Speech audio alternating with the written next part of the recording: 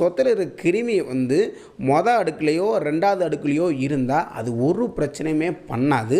ஆனால் எப்போ அந்த சொத்தையில் இருக்க கிருமி வந்து அந்த கூட்டுக்குள்ளே, அதாவது உள்ள எம்டி ஸ்பேஸ் இருக்குன்னு சொன்னால் பார்த்தீங்கன்னா, அந்த எம்டி ஸ்பேஸுக்குள்ளே போதோ அப்போது வந்து அந்த சதையை போய் தாக்க ஆரம்பிக்குங்க. அந்த உள்ள தசை பகுதி பல்ப்புன்னு சொன்ன பார்த்தீங்கன்னா அந்த இடத்த போய் தாக்க ஆரம்பிக்கும். இப்படி தசையை போய் தாக்க சொல்ல அந்த தசைக்கு வந்து உங்களுக்கு ரத்த ஓட்டம் நரம்பு எல்லாமே உண்டு. இந்த ரத்த ஓட்டம் நரம்பு இருக்கனால கண்டிப்பாக அதுக்கு என்ன இருக்கும், நோய் எதிர்ப்பு சக்தி இருக்குங்க.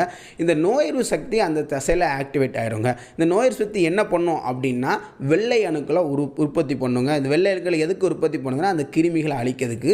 இப்போ இந்த கிருமிகளுக்கும் இந்த வெள்ளை அணுக்களுக்கும் போராட்டம் நடக்குங்க. அந்த போரை தான் நாங்கள் இன்ஃப்ளமேஷன் அப்படின்னு சொல்லுவோம். இன்ஃப்ளமேஷன்னா ஒன்றும் கிடையாது, அந்த கிருமிகளை அழிக்கிறதுக்கு இந்த வெள்ளை அணுக்கள் செய்கிற போராட்டம் தான் இன்ஃப்ளமேஷன் அப்படின்னு சொல்லுவோம். இந்த இன்ஃப்ளமேஷன் வந்துட்டு அப்படின்னா உங்களுக்கு அந்த பல்லு வலிக்க ஆரம்பிக்குங்க. அந்த தசை தான் வலிக்கும். அந்த தசை வலிக்க